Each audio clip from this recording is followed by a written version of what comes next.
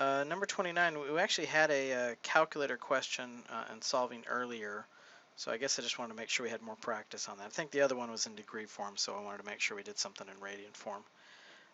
So, let's see, sine of theta is equal to negative 2/3. So theta would be the arc sine of negative 2/3, but we're in the entire unit circle.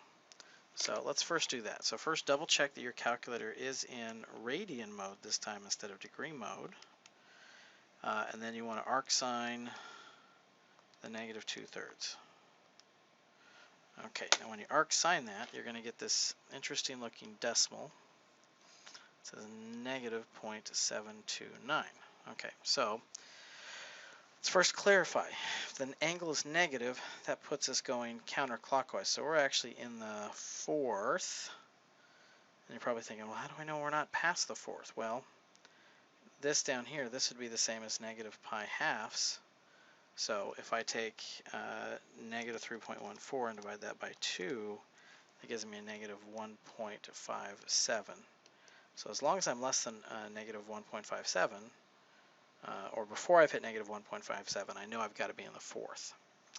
Okay, but the question is asking anything from 0 to 2 pi. My current answer, not acceptable, because it's not between 0 and 2 pi. So I need another name for that same spot. I need this name, the name that I just drew in red. Well, that's the same as taking 2 pi minus 0.729, and that'll give us the big version. So 2 pi minus 0.7297.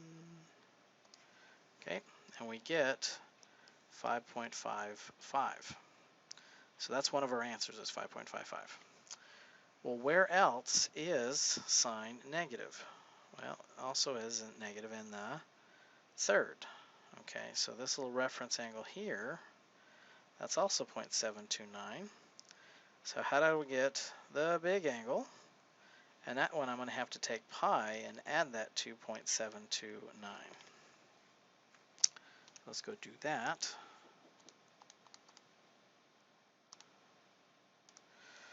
Okay, so that gives us 3.87. So those are our two angles in radian form. And again, I just wanted to practice a calculator skill on that. All right, number 30, a little binomial theorem practice. Okay, so we're not asked to expand out the full to the 15th power here. We're just asked to find a specific term within it. So I know it's going to look like 15 choose some number, which we'll have to come back and figure out here in a second. I know it's going to be 2x to some power and negative 3 to some power. Well, the only way for x to the 7th to show up is if 2x is to the 7th. Well, what does that tell us about negative 3? That tells me that it has to be to the 8th power, and so that's the number that goes down below. Okay, so then I got to type a couple of things in my calculator. Let's first start off with the 15 choose 8. So that's 15 factorial, 8 factorial, 7 factorial. So let me give you a moment to do that, / let me do it real quick.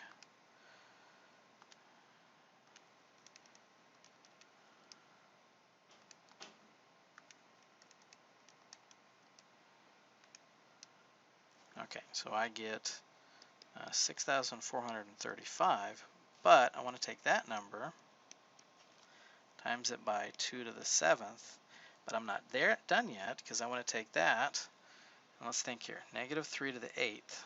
Is the negative going to make a difference? Not if it's to an even power, so times 3 to the 8th. So I want to take that number times 2 to the 7th, and then times 3 to the 8th. And I get a giant number, 540,416, 4480. And technically it's x to the 7th, but the directions ask us to identify just the coefficient, so just that number piece.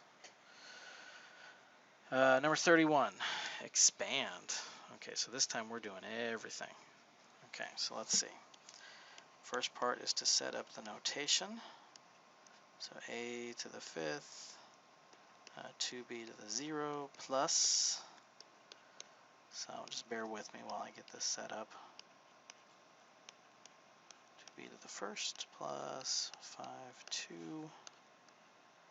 a to the 3rd, 2b squared plus 5, 3, a to the 2nd, 2b cubed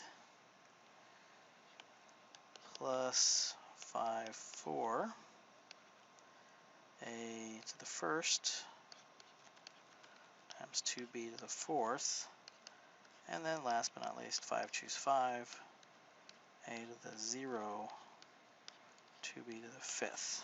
Okay, and so then I want to go back, and first task is to simplify the obvious ones, so the shortcut ones we talked about. So 5 choose 0 is 1, 5 choose 1 is 5, 5 choose 4 is 5, and 5 choose 5 is 1.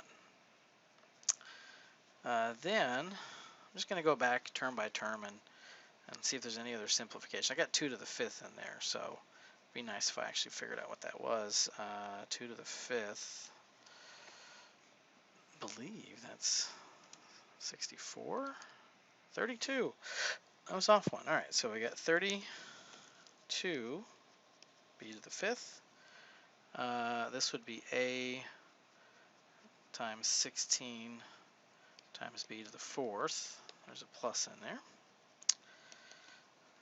Let's see. Ooh, we still got to go back and find 2 of our missing numbers. So you can either think back to Pascal's triangle and think that it's supposed to be 1, 1, 5, I think 10, 10, 5, 1, or if you forget that, you can just work that out. So 5 factorial, 2 factorial, 3 factorial should give us 10. And that one's also 5 factorial over 3 factorial, 2 factorial. That one's also 10. So 10 times a squared times 2 cubed, so 8 times b cubed. And then this would be 10 times a cubed 4b squared. This would be 5a to the 4th times 2b. And that would be 1 times a to the 5th. Okay, so now I'm going to go back and I'm just going to, now that I've got everything written out, I'm just going to go back and clean it up and any sort of last second multiply. So a to the 5th plus 5 times 2 is 10, a to the 4th b plus, looks like 10 times 40, so 40, I'm sorry, 10 times 4 is 40, so 40a cubed b squared plus 80 a squared b cubed plus 5 times 16 is 80, another 80, a b to the 4th plus 32 b to the 5th. And so that is our complete expansion. Yay!